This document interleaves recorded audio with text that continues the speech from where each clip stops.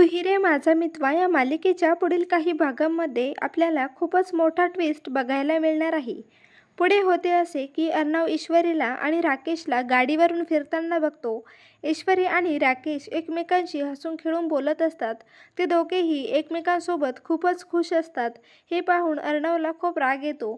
तो ईश्वरीवर प्रेम करत असतो आणि त्याशिवाय राकेश त्याच्या सख्ख्या बहिणीचा अंजलीचा नवरा असतो आणि अंजली ही प्रेग्नेंट असते.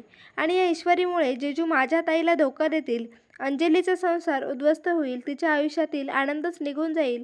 ईश्वरीमुळे माझ्या बहिणीचा संसार उद्ध्वस्त होईल असा अर्णव गैरसमज होतो आणि त्याच्या ताईचा संसार वाचवण्यासाठी तिला कायमचं सुखात पाहण्यासाठी तो त्याच्या ईश्वरीवरचे असलेले प्रेम देखील विसरून जातो आणि रागाच्या भरात ताबडतोब ईश्वरीला भेटायला बोलावून घेतो आणि ईश्वरीला धमकावत म्हणतो की तुला माझ्याशी 6 महिन्याचं कॉन्ट्रॅक्ट मॅरेज करावे लागेल. ईश्वरी अर्णवला कॉन्ट्रॅक्ट मॅरेजसाठी नकार देते. तेव्हा अर्णव म्हणतो, तू जर हे नाही केलंस तर मग मी तुझ्या बहिणीचे लग्न कधीही होऊ देणार नाही.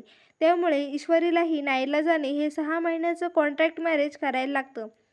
मग अर्णव कसलाही उशीर न करता देवळामध्ये जाऊन फक्त ब्राह्मणाच्या साक्षीने लग्न करतो. यांच्या लग्नाबद्दल कोणालाही माहीत नसतं. अर्णव फक्त आणि फक्त ईश्वरी राकेशपासून लांब राहावी म्हणून हे कॉन्ट्रॅक्ट मॅरेज करतो. याबद्दल अर्णवच्या घरी काहीही माहीत नसतं आणि ईश्वरीच्याही घरी काही माहीत नसतं. अर्णव आणि ईश्वरी लग्न करून घरी येतात. अर्णवचे ईश्वरीवर प्रेम असूनही अर्णव आता ईश्वरीशी कठोरपणे वागत असतो. ईश्वरीला मात्र काहीही कळत नसते की हे सगळे असे का वागत आहे. ईश्वरीचे अर्णववर प्रेम असते पण आता त्यांच्या प्रेमाचे रूपांतर हे गैरसमजामध्ये झालेले असते. आता पुढे घरी आल्यावर ईश्वरी घरची परिस्थिती कशी सांभाळून घेणार, हे गैरसमजुतीतून झालेल्या लग्नाला ईश्वरी कसे सामोरे जाणार हे बघणं खूपच रंजक ठरणार आहे. तुम्हाला ही मालिका आवडते का?